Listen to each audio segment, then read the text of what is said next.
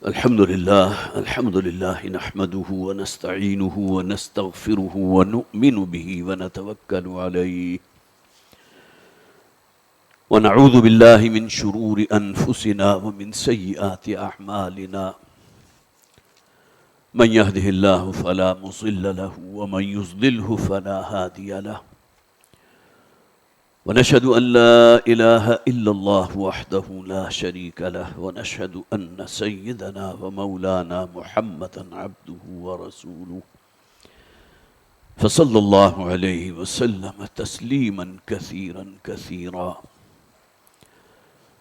أما بعد فأعوذ بالله من الشيطان الرجيم بسم الله الرحمن الرحيم وَلْتَكُمْ مِنْكُمْ أُمَّةٌ يَدْعُونَ إِلَى الْخَيْرِ وَيَأْمُرُونَ بِالْمَعْرُوفِ وَيَنْهَوْنَ عَنِ الْمُنْكَرِ وَأُولَئِكَ هُمُ الْمُفْلِحُونَ صدق الله العظيم رب اشرح لي صدري ويسر لي أمري واحلل عقدة من لساني يفقهوا قولي اللهم ألهمنا رشدنا وأعذنا من شرور أنفسنا آمين يا رب العالمين. آپ حضرات سے تقریباً 1 ماہ کے فصل کے بعد ملاقات ہو رہی ہے،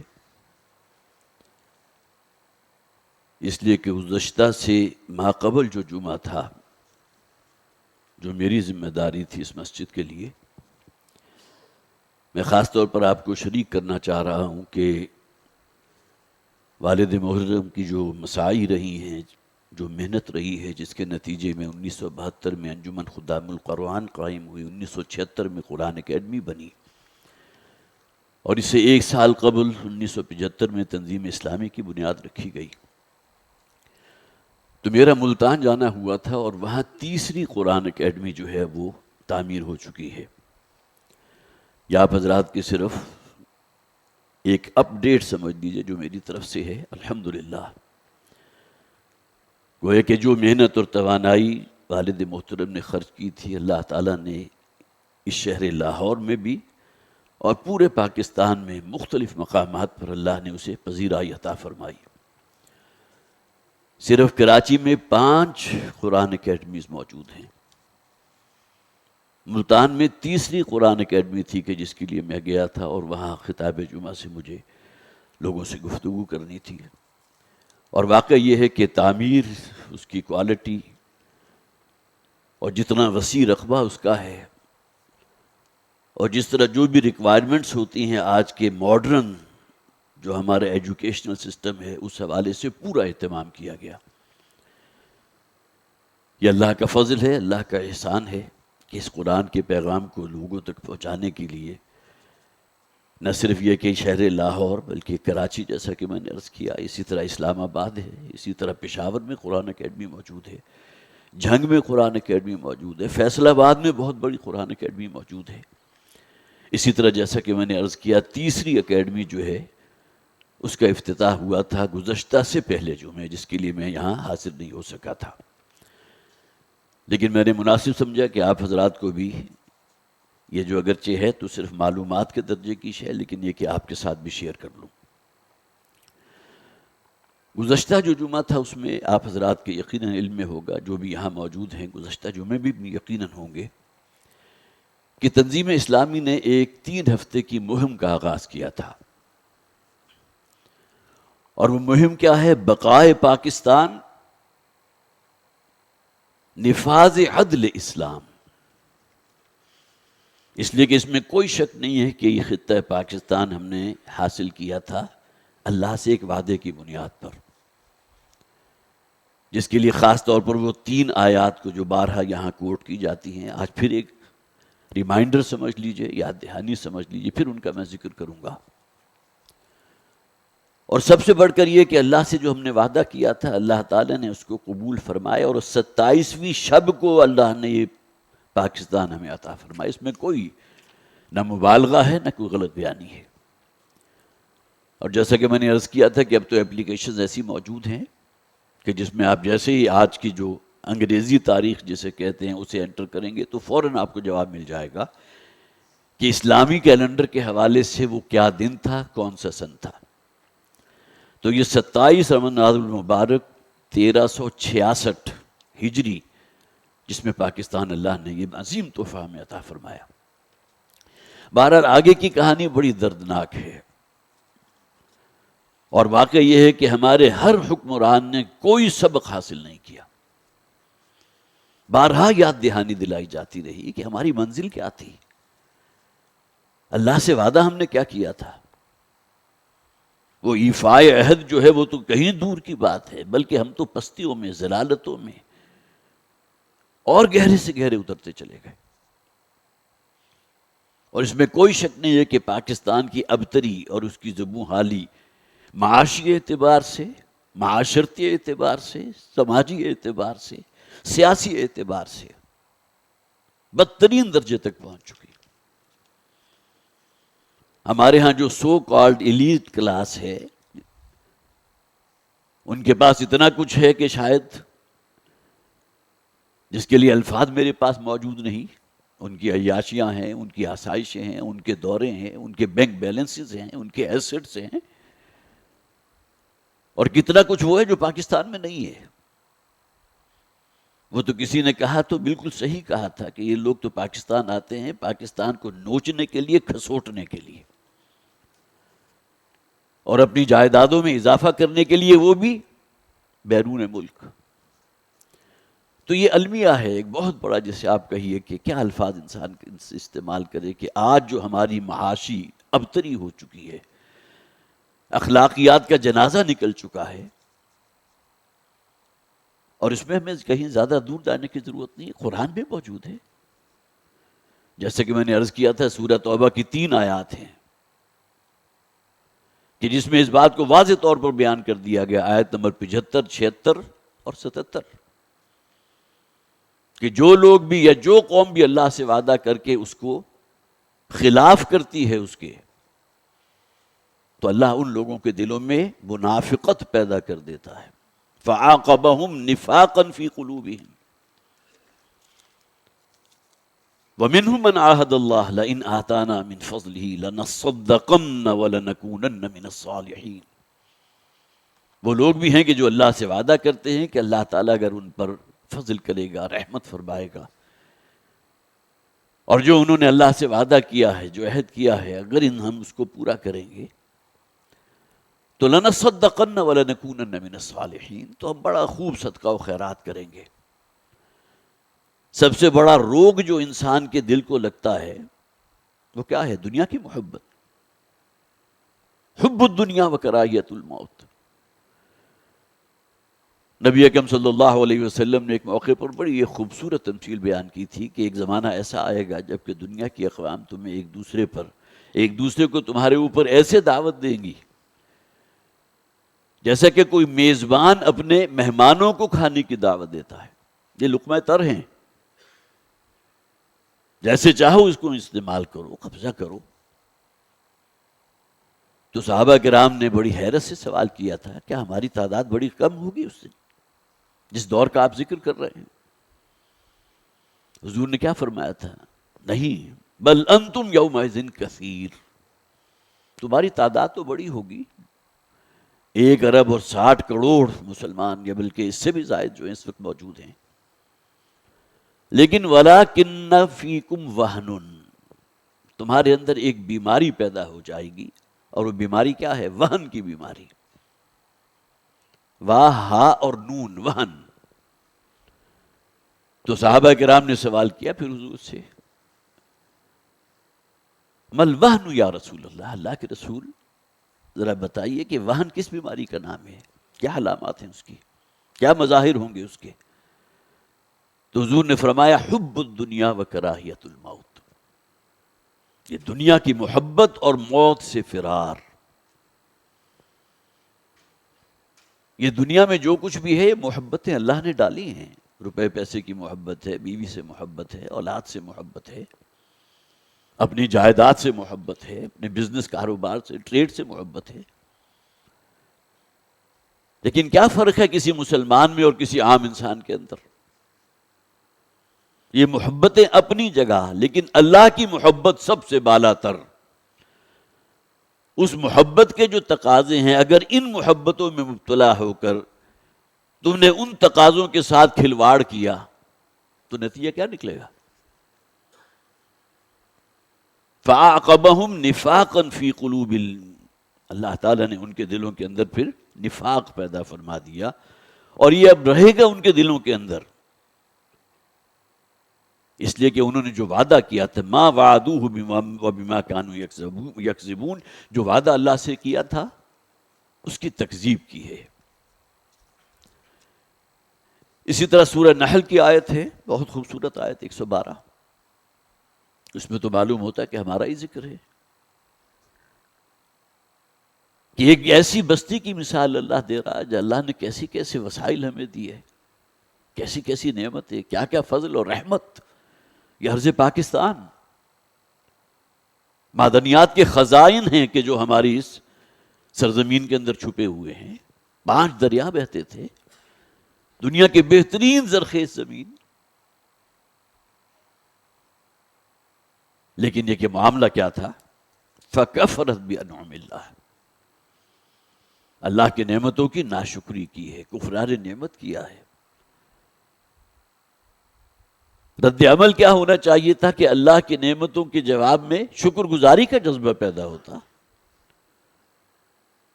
شکر گزاری زبان سے بھی ہے، اپنے دل کے گہرائیوں سے بھی ہے، اور سب سے بڑھ کر اپنے سیرت، اپنے عمل، اپنے کردار کے اعتبار سے شکر گزاری۔ فَكَفَرَتْ بِأَنْعُمِ اللَّهِ فَأَذَاقَهَا اللَّهُ لِبَاسَ الْجُوعِ وَالْخَوْفِ بِمَا كَانُوا يَصْنَعُونَ، تو اللہ تعالیٰ نے پھر اس بستی کے رہنے والوں کے اندر خوف اور دہشت پیدا کر دی۔ یہ بھی سزا ہے اللہ کی طرف سے۔ قرآن حکیم میں اللہ کے جو عذاب آتے ہیں اس کی مختلف صورتوں کا ذکر ہے۔ کبھی کوئی چیخ ہے، کوئی چنگھاڑ ہے، کبھی زلزلہ ہے، کوئی خسف ہو گیا، یا کہ سیلاب آ گئے، وہ بھی اللہ کی طرف سے عذاب کی ایک معاملہ ہے، اس کا مظہر ہے۔ پتھروں کی بارش ہوئی قوم لوط کے اوپر، والمؤتفقات، وہ بستیاں جنہیں بلندی پر لے جا کر پھر پٹخ دیا گیا، صدور و معمورہ کی بستیاں۔ ان میں سے ایک عذاب یہ بھی ہے جس کو اس وقت ہم بھگت رہے ہیں، بھوک کا عذاب، بے روزگاری کا عذاب، مہنگائی کا عذاب۔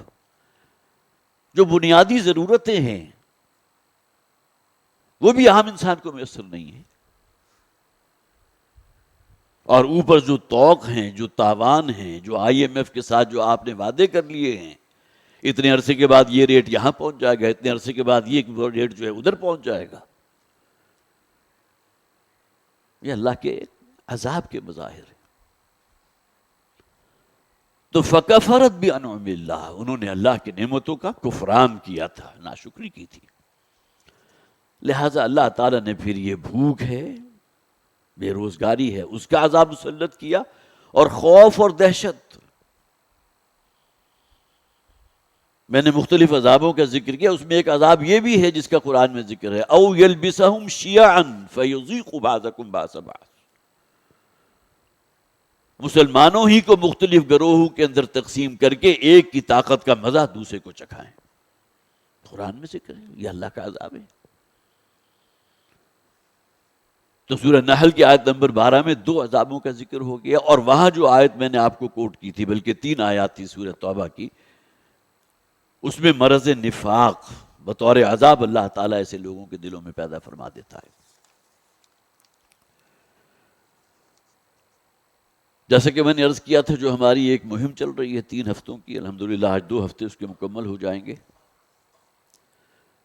بقائے پاکستان، اگر چاہتے ہو تو نفاذ عدل اسلام، وہ وعدہ جو اللہ سے کیا تھا اس کو پورا کرو۔ ایک ہے انفرادی توبہ جو مجھے بھی کرنی ہے، آپ حضرات کو بھی کرنی ہے۔ کون شخص ہے جسے گناہ کا ارتکاب نہیں ہوتا؟ سورہ بقرہ کی جو آخری 2 آیات میں جو بہت خوبصورت دعائیں ہیں، ربنا لا تؤاخذنا ان نسینا او اخطأنا، اے پروردگار ہمارا مواخذہ نہ کیجو، ہمارے ساتھ معاملہ رعایت کا کیجو، رحمت کا کیجو۔ ہم سے اگر کوئی غلطی ہو جاتی ہے، کوئی خطا ہو جاتی ہے، جذبات میں آ کر کسی گناہ کا ارتکاب ہو جاتا ہے. توبہ کا در تو نے کھلا رکھا.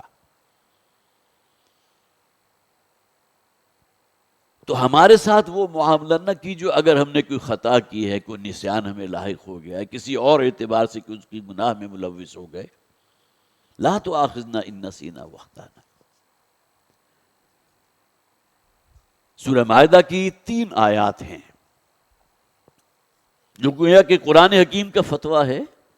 وہ ملک جو اسلام کے نام پر حاصل کیا گیا تھا، کیا کیا ہم نے؟ ایک آیت ہے، آیت نمبر 44، طویل آیت ہے. شروع میں ذکر ہے انا انزلنا التوراۃ فیہا ھدی ونور. ہم سے پہلے امت مسلمہ کون تھی؟ یہود، حامل کتاب، حامل شریعت. بیت المقدس انہی کا قبلہ تھا جس کی طرف 16-17 مہینے مسلمان بھی ہجرت کرنے کے بعد چونکہ حضور نے اس طرف کو رخ کیا تھا، تمام مسلمان بھی اقتداء میں اسی طرف رخ کر کے نماز ادا کرتے رہے. تورات کا ذکر آ گیا، یہود کا ذکر. ہم نے تورات عطا فرمائی جس میں شریعت بھی تھی، نور بھی تھا، ہدایت بھی تھی، رہنمائی بھی تھی، عقل و دانش بھی تھی، حکمت بھی تھی. لیکن جب انہوں نے اس تقاضوں کو ادا نہیں کیا تو نتیجہ کیا نکلا؟ ضربت علیہم الذلۃ والمسکنۃ وباؤوا بغضب من اللہ. اللہ تعالیٰ نے ان کے اوپر ذلت اور مسکنت تھوپ دی.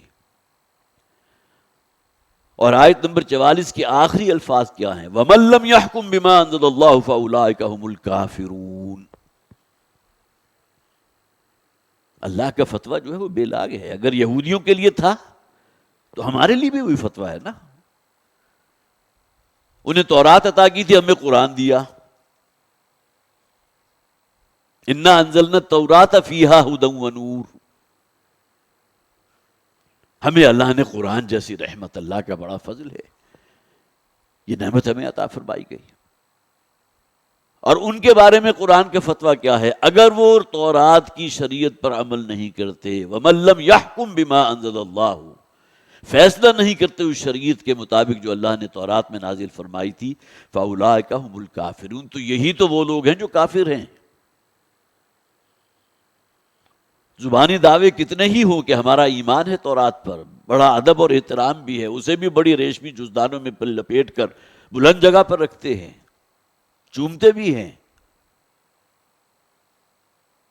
لیکن طرز عمل اگر یہ ہے تو قرآن کے فتویٰ تو ہے وَمَن لَّمْ يَحْكُم بِمَا أَنزَلَ اللَّهُ فَأُولَٰئِكَ هُمُ الْكَافِرُونَ. سب سے سخت الفاظ ہے نا کافرون. ہم سے پہلے سابقہ امت مسلمہ.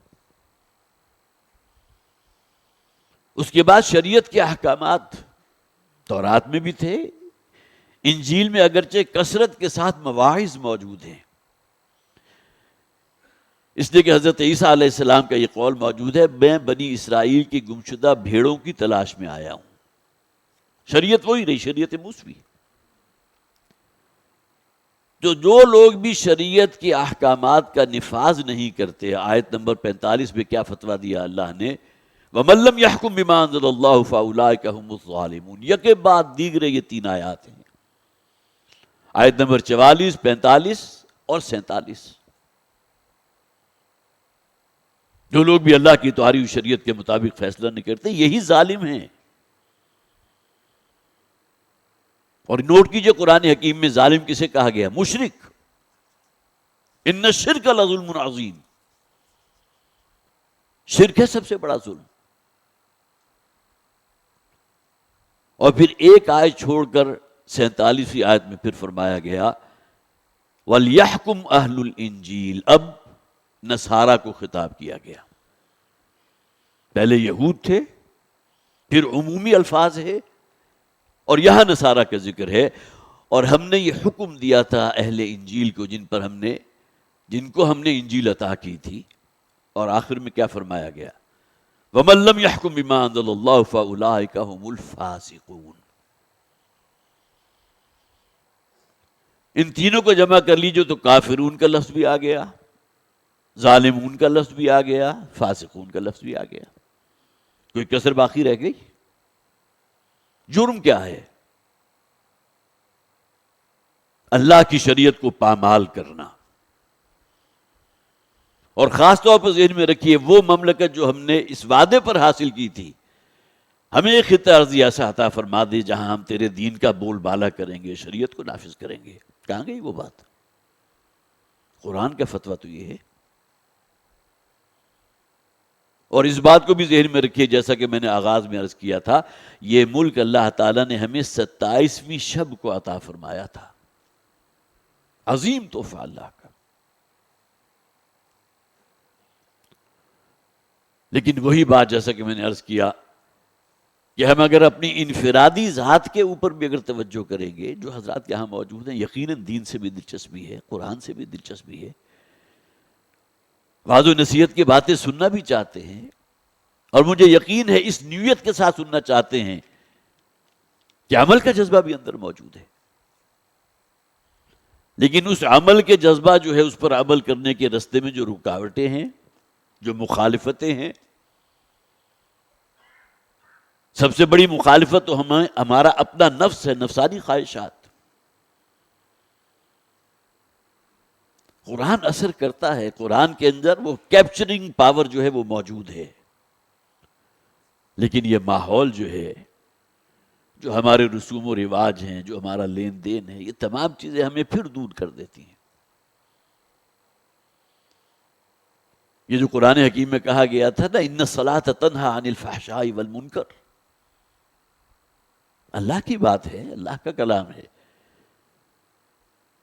یہ حقیقت ہے کہ نماز لازماً فحش اور بے حیائی کے کاموں سے اور منکرات سے روکے گی، روکتی ہے.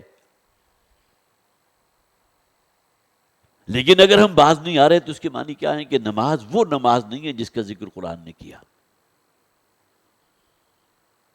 نماز کے اوپر مداومت بھی ہے، اس کے اوپر پوری طرح نگہبانی بھی ہے، چوکی داری بھی ہے، وقت کے اوپر اس کو ادا کرنا، مسجد میں حاضر ہو کر ادا کرنا، اور اس کا باطنی پہلو بھی ہے، اللہ کے ساتھ ایک رابطہ تو ہو.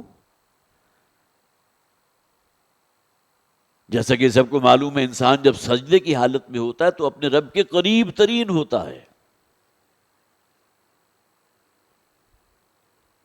تو یہ تمام چیزیں جو ہیں گویا کہ اس اعتبار سے، جیسا کہ میں نے عرض کیا تھا، گناہ کا، کسی خطا کا صدور ہونا عین بشریت ہے.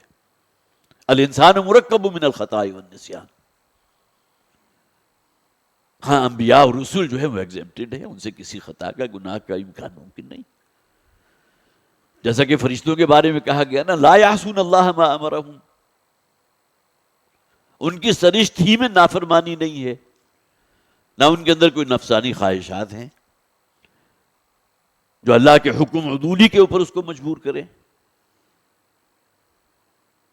لیکن اگر انسان ہے تو اس کے خطا کا، غلطی کا امکان ممکن ہے. تو اپنے اوپر اگر فوکس کریں گے تو صدق دل سے اللہ کے حضور توبہ کرنا. اور ایک ہے اجتماعی توبہ. فطرت افراد سے اغماس تو کر لیتی ہے پر نہیں کرتی کبھی ملت کے گناہوں کو معاف. اگر پوری قوم کسی اجتماعی غلطی اور گمراہی کے اندر مبتلا ہے تو اللہ کے عذاب سے بچنا چاہتے ہو تو اجتماعی توبہ کرنی ہوگی. وہ بھی صرف ایک کاغذی کارروائی نہ ہو. یہ معاملہ ہوا تھا پوری تاریخ انسانی میں ایک مرتبہ. حضرت یونس علیہ السلام کا قرآن حکیم میں بطور خاص ذکر موجود ہے کہ اللہ کی طرف سے عذاب کا پروانہ جاری کر دیا گیا، لیکن پوری قوم جو ہے وہ میدان میں جمع ہو کر صدق دل سے انہوں اللہ کے حضور توبہ کی تو اللہ تعالیٰ نے اس عذاب کو ٹال دیا. یہ اجتماعی توبہ ہے. اس کا تو کہیں دور دور تک کوئی امکان نظر نہیں آتا. کتنی پرسنٹیج ہے؟ بہت بڑی پرسنٹیج ہے جس کے اندر نہ یہ شعور ہے، نہ احساس ہے، نہ دین کی تعلیمات کو کوئی پرائورٹی کا درجہ دینا. کہاں ہے؟ گنے چنے چند لوگ ہیں کہ جن کے اندر کوئی دینی شعور ہے اور وہ واقعتاً اپنے رب کے سامنے نادم بھی ہیں اپنی خطاؤں پر، اپنی لغزشوں کے اوپر، آئندہ کے لیے عہد کرنے کو بھی تیار ہیں. ریشو پروپورشن ہے کیا؟ لیکن ہمیں مایوس نہیں ہونا. لا تقنطوا من رحمت اللہ. وہ اللہ جس نے اتنی پاتال میں پہنچنے کے باوجود دستگیری فرمائی ہے. اور جیسا کہ والد محترم کہا کرتے تھے کہ ہمارا ایمان ہے کہ قیامت سے پہلے پورے روئے ارضی پر اللہ کا دین بالفعل نافذ ہوگا. صحیح احادیث موجود. کب ہوگا اس کے بارے میں نہ میں کہہ سکتا ہوں نہ آپ کہہ سکتے ہیں. کتنی نسلیں اس میں بھی اور گزریں گی، اور کن کن عذابوں سے امت مسلمہ کو گزرنا ہوگا. اس بات کو نوٹ کیجئے. احادیث کی کتب کے اندر جو کتاب الملاحم ہے اس میں ذکر موجود ہے. بڑی تباہی، اور خاص طور پر ویل العرب، ویل للعرب،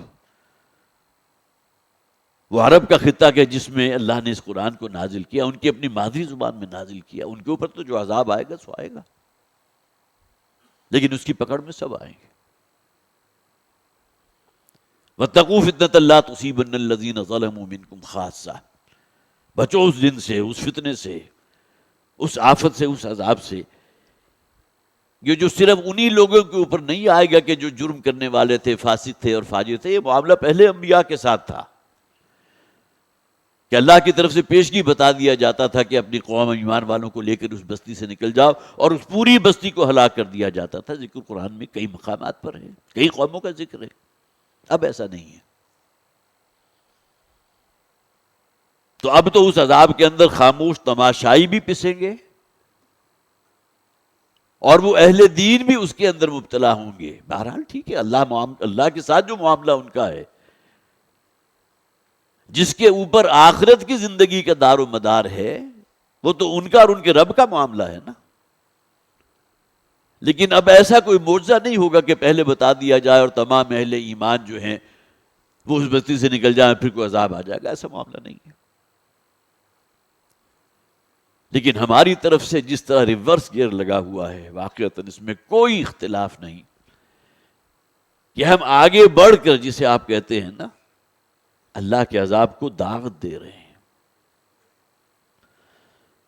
ٹرانسجینڈر ایکٹ کے نام سے کیا کچھ ہوا، کیا کھلواڑ کیا گیا دین کی تعلیمات کے ساتھ.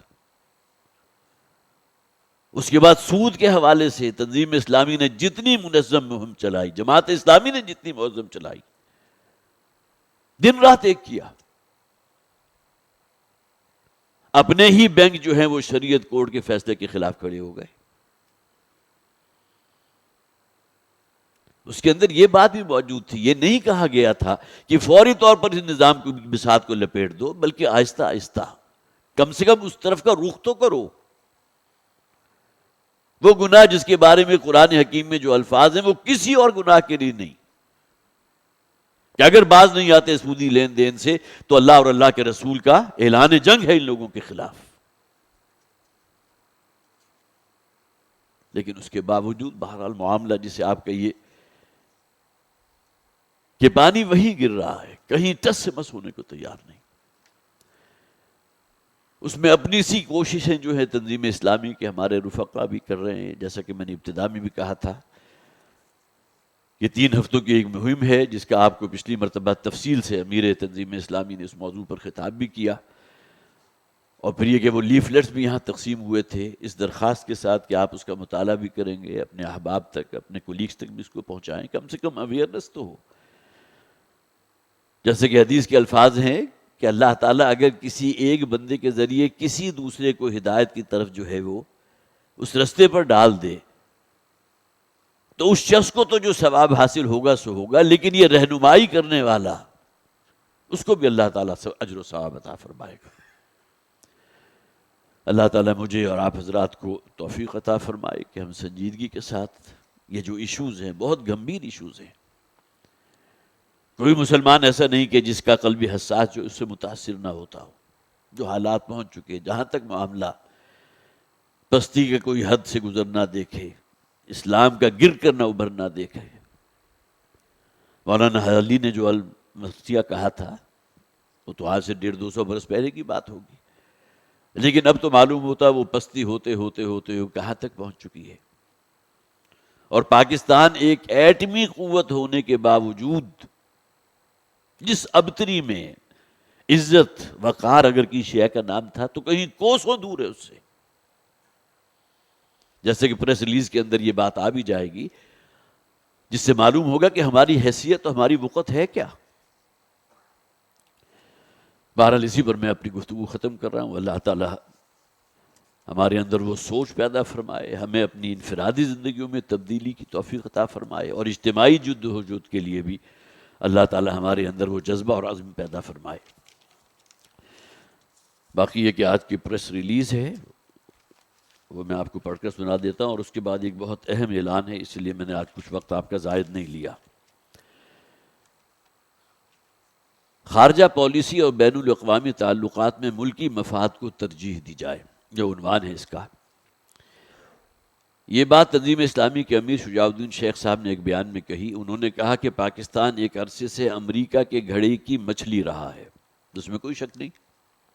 وہ امریکی بحری بیڑا آ رہا ہے, فلاں ہو رہا ہے, یہ ہو رہا ہے, تمام کا تمام جو ہے وہ فراڈ ہی ثابت ہوا تھا, جس کا ملک و قوم کو معاشی, سیاسی اور معاشرتی سطح پر زبردست نقصان اٹھانا پڑا.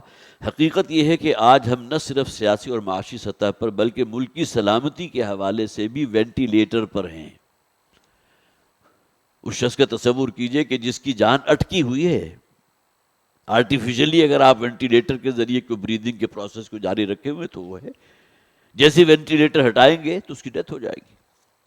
اور یہ بات جو ہے ہمارے ہاں پریس میں, میڈیا کے اندر سب کو معلوم ہے کہ پاکستان کی معاشی جو اکنامک اس وقت جو ہمارا سٹیٹس ہے وہ کہاں تک ہے, وینٹیلیٹر پر ہے. اور معاشرتی سطح پر مسلسل پسپائی اختیار کر رہے ہیں. پھر یہ کہ بین الاقوامی تعلقات اور خارجہ پالیسی کے حوالے سے ہماری حیثیت یہ ہے کہ 5 ملکی اتحاد, یہ برکس BRICS کے نام سے اپنے توسیع منصوبے کے تحت جن ممالک کو شمولیت کی دعوت دے رہا ہے اس میں پاکستان کا دور دور تک نام و نشان نہیں.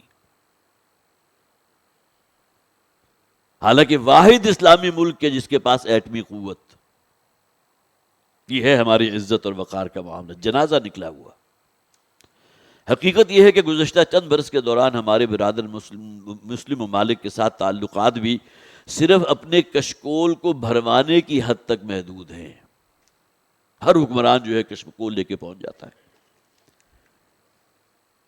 جسے عام طور پر کہا جاتا ہے نا, کسی شخص نے اپنی عزت کا دھیلا کرانا ہو تو اپنی جھولی لوگوں کے سامنے پھیلاتا ہے. تو یہ کشکول جو ہے کس بات کا مظہر ہے؟ اور اس طرز عمل نے ہمیں دنیا بھر میں رسوا کر دیا. ضرورت اس امر کی ہے کہ امریکہ, چین اور روس جیسی طاقتوں کے ساتھ اپنے تعلقات کو متوازن کیا. آخر جو گراؤنڈ ریئلٹیز ہیں اس کے بھی تو کچھ تقاضے ہوتے ہیں نا. یہاں بھی تو زندہ رہنا ہے, عزت اور وقار کے ساتھ زندہ رہنا ہے. ہم ہمیشہ سے امریکہ کی طرف دیکھتے رہے, جیسے کہ ابتدا میں کہا گیا تھا کہ اسی کے گھڑے کی مچھلی بنے رہے. پاکستان کو اپنی خارجہ پالیسی کا اثر نو جائزہ لینا ہوگا. ملکی خود مختاری کو بنیاد بنا کر کسی ایک ملک پر انحصار کو کم کرنا ہوگا. ہم عالمی سطح پر اپنے تعلقات کو خود مختاری, ملکی مفاد اور اپنے اسلامی تشخص کی بنیاد پر استوار کریں گے, تب ہی دنیا میں ہمیں عزت اور وقار حاصل ہوگا.